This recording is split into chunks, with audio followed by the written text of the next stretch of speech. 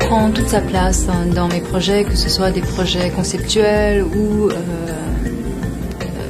de prêt-à-porter, parce que c'est la base fondatrice de tout. Parfois, j'hésite même pas à aller jusqu'au Japon pour retrouver le tissu le plus léger au monde, à négocier avec le tisseur, finalement le convaincre de me faire la chose la plus incroyable et dans les couleurs les plus impensables. La matière est tout dans ce que je fais. La ville m'inspire dans un sens métaphorique, dans le sens où c'est pas tant le toit d'un building ou encore un quartier en particulier. La ville m'inspire parce que j'y vis et je suis profondément une souris de ville. Alors je m'inspire de la ville, surtout dans ces éléments intangibles. Par exemple, l'air. L'ambiance sonore, le bruit, la lumière, des choses comme ça.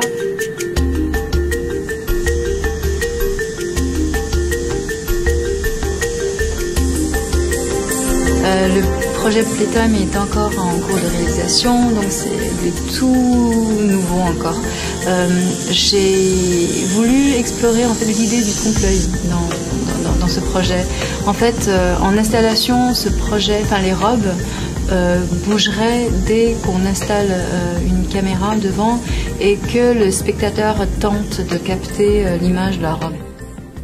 Les projets Walking City et Living Pod sont mes premiers projets interactifs. Ces vêtements-là sont reliés avec des senseurs. Donc parfois c'est parce que le spectateur souffle dans le micro que tout d'un coup la robe se déplie, ou parfois c'est parce que les senseurs de lumière captent une source de lumière que le spectateur utilise, que tout d'un coup certains éléments se mettent à bouger comme des éléments de la mer, enfin des méduses ou autre chose. Je préfère en fait cette portion improbable, conceptuelle de mon travail parce que c'est toute ma liberté. C'est vraiment un travail de collaboration également. Donc ça me donne tout le plaisir de travailler avec des gens aussi dans d'autres domaines, des fois des vidéastes, des fois des ingénieurs, etc. Donc avec mes projets interactifs, j'expérimente et donc je développe une certaine folie, utopie à travers des projets hautement conceptuels. Mais comment allier donc le conceptuel au prêt-à-porter, justement, c'est là le défi. C'est-à-dire, on peut très bien délirer sur des projets conceptuels et rater lamentablement le prêt-à-porter si on maîtrise pas justement le choix de matière, la forme, une certaine habileté au niveau technique. Depuis 2009, je travaille beaucoup plus sérieusement sur la ligne de vêtements prêt-à-porter. Bon, le prêt-à-porter est très important pour moi parce que j'enseigne. J'enseigne en quoi? J'enseigne en design de mode, j'enseigne pas en art visuel.